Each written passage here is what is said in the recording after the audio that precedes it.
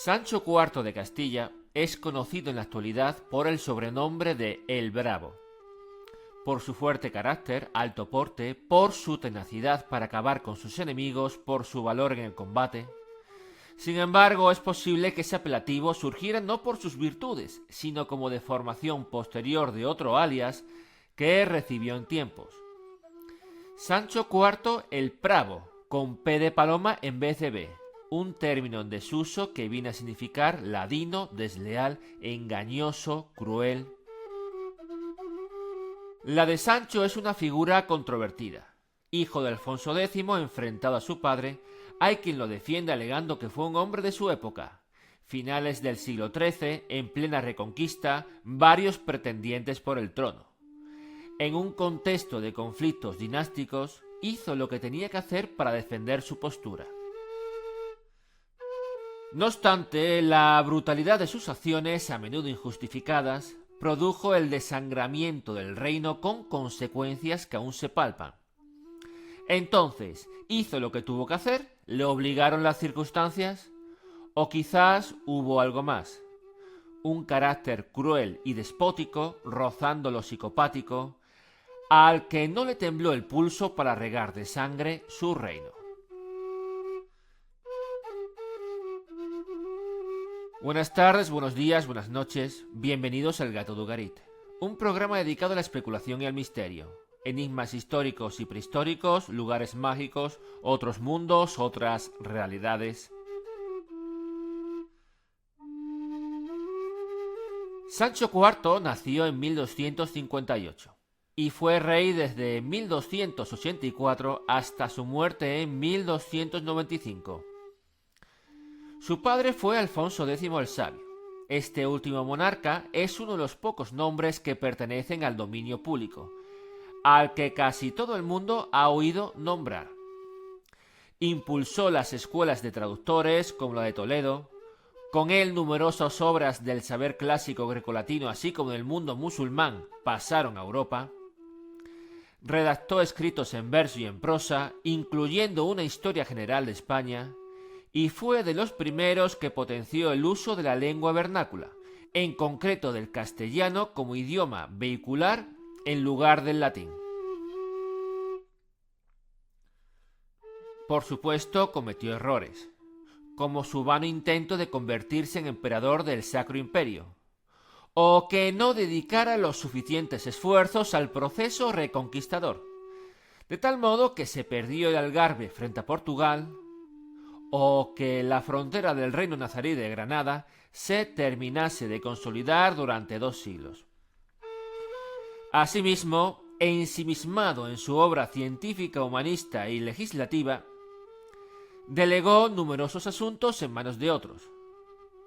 Por ejemplo, en 1275, cuando los benimerines del norte de África empezaron a hostigar las posiciones en el estrecho de Gibraltar, permitió que fuera su primogénito, Fernando de la Cerda, quien se colocase al frente de las tropas. El de la Cerda era un apodo, no tenía que ver con ningún animal. Se le llamaba así porque nació con un mechón de pelo, lo que se denomina una cerda de pelo que le salía del pecho. En todo caso, para desgracia de su padre, Fernando falleció de manera repentina por una dolencia sin especificar, justo antes de partir hacia el sur para enfrentarse a los benimerines, sucediéndole su hermano Sancho, el segundogénito. Han pasado casi 8 siglos desde aquello. Lo único con lo que contamos para saber lo que sucedió son los documentos administrativos y notariales y las crónicas.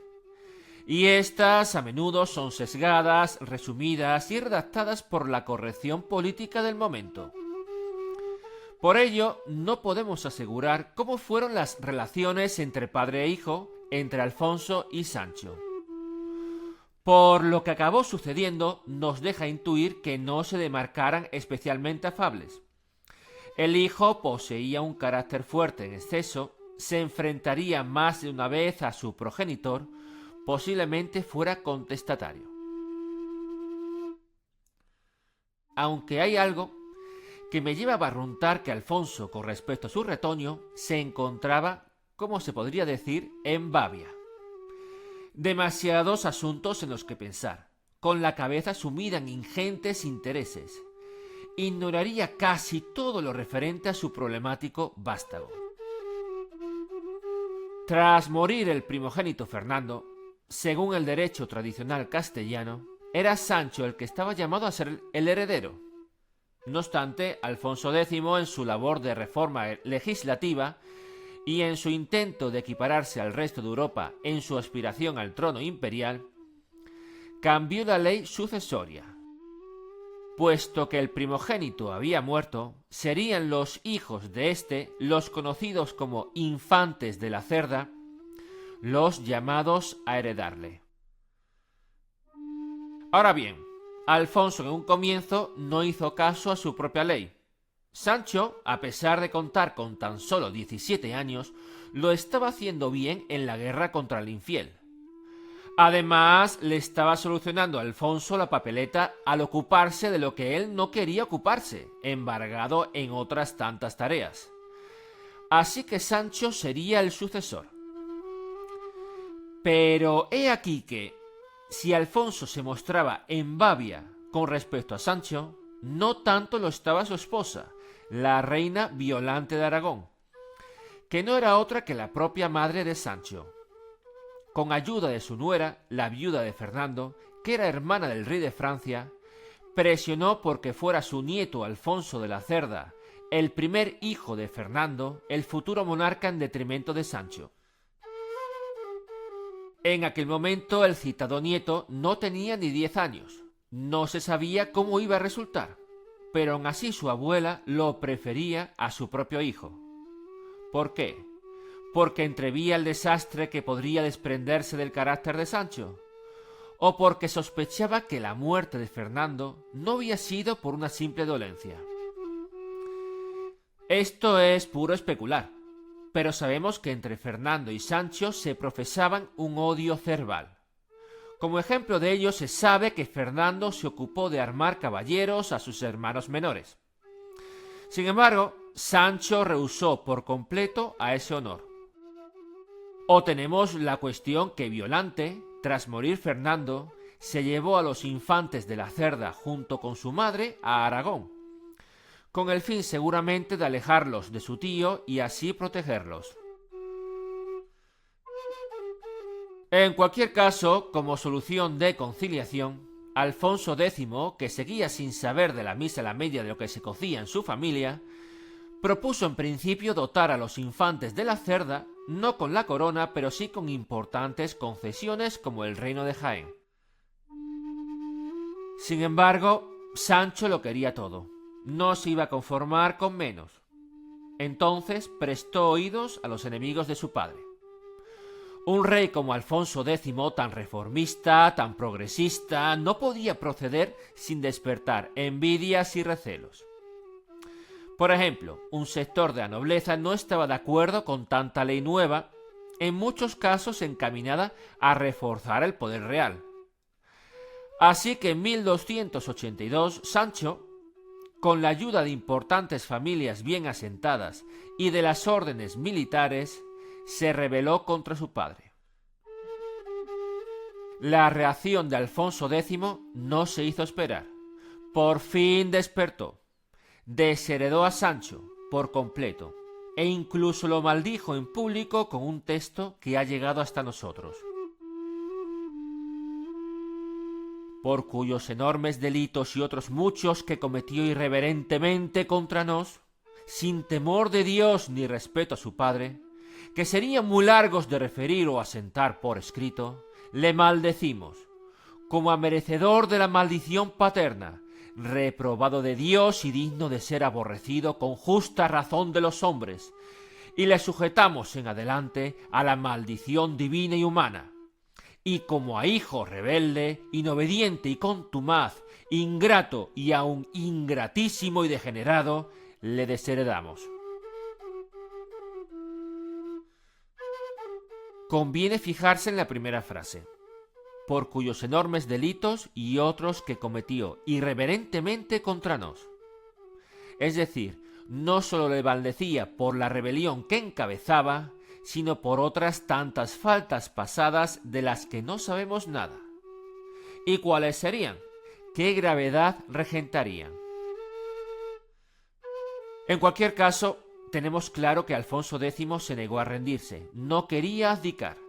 Por supuesto, se encontraba en su derecho de defender su postura. Si bien la manera como lo hizo debilitó enormemente el reino y tuvo consecuencias nefastas. Como hemos visto, desheredó por completo a Sancho y confirmó a los infantes de la Cerda, apoyados por Aragón y Francia, lo que alargó el conflicto sucesorio durante décadas.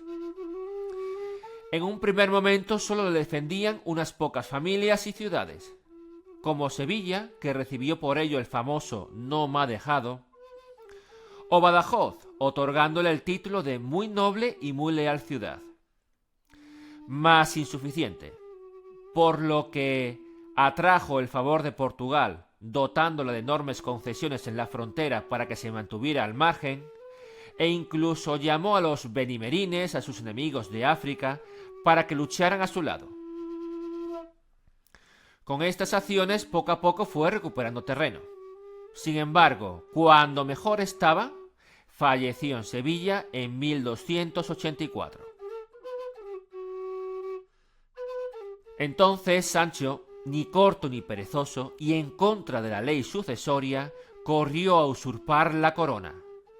Gobernó hasta su muerte en 1295, y no halló apenas momentos durante este periodo en los que encontrase paz. En gran parte por la herencia envenenada que recibió, maldecido por su padre y con el dictamen de que los verdaderos sucesores habrían de ser los infantes de la Cerda. Por si fuera poco, su casamiento, voluntario eso sí, con María de Molina, le propinó otra serie de profundos conflictos. Esta tal María de Molina era hija de un tío de Alfonso X, por lo tanto prima segunda de Sancho. Necesitaban de una dispensa papal para su boda, la cual nunca recibieron. Sus hijos quedaron por ello marcados con el gravamen del incesto. Con tantos motivos, las revueltas no se harían esperar. Cabe hacer un inciso de lo que era la sociedad en la Edad Media. No existían las naciones tal como las comprendemos hoy en día. Estaban los señores, ya fueran reyes, nobles, maestres, obispos, sultanes o abades, y las gentes comunes en lo más bajo del escalafón. No se consideraban castellanas o portuguesas porque hubieran nacido en el país de Castilla o Portugal, sino porque residían en los territorios del rey de Castilla o de Portugal. En otras palabras, el país se consideraba propiedad del monarca, no del pueblo. Aunque la mayoría de los plebeyos posiblemente ni siquiera supieran de qué rey eran súbditos.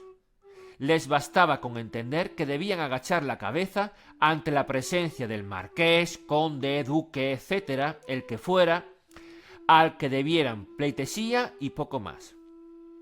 Simplemente eran lacayos y siervos sin posibilidad de rebelarse o de protestar ante la ambición de sus señores que siempre pretendían más y más. Es común escuchar la frase nobleza obliga, pero más bien la expresión en esa época, en el siglo XIII, debió de ser nobleza otorga.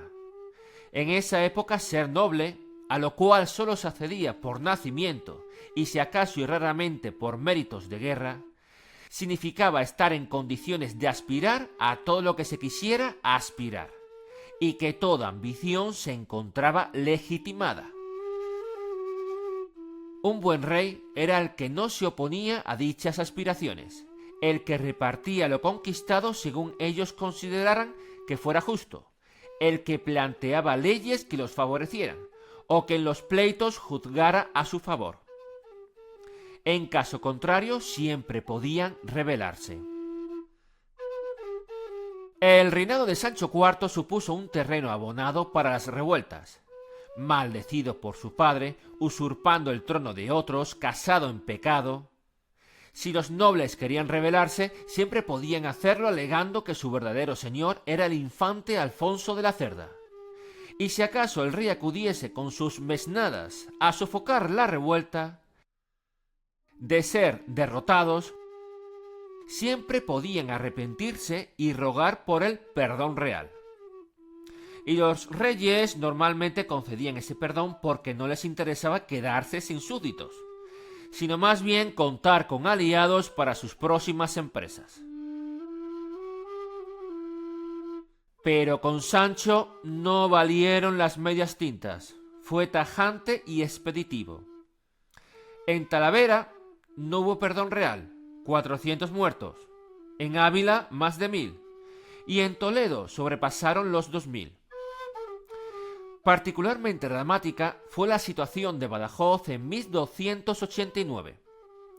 Uno de los clanes principales de la ciudad, al no ver sus peticiones satisfechas, se levantó en armas, se resguardó en la Alcazaba y alzó sobre las murallas la bandera de la sedición proclamando como señor a Alfonso de la Cerda. Sancho no se hizo de rogar, se presentó allí con sus ejércitos. La Alcazaba era inexpugnable, pero Sancho consiguió que los defensores se rindieran sin combatir con promesas de perdón y respeto de sus propiedades. Sin embargo, cuando los rebeldes salieron, los mandó apresar y, en contra de su promesa, a continuación ordenó que los pasaran a cuchillo. Se calcula que unas 4000 víctimas hizo ese día, entre hombres, mujeres y niños. Puede que a la luz de hoy nos parezcan pocas víctimas, 400, 1000, 2000, 4000, pero estamos hablando de la Edad Media. En toda la península ibérica habría como mucho 5 o 6 millones de habitantes. Una ciudad ya se consideraba ciudad si contaba con unos 5000 vecinos. Y solo las capitales y demás urbes principales superaban la cifra de los 10.000.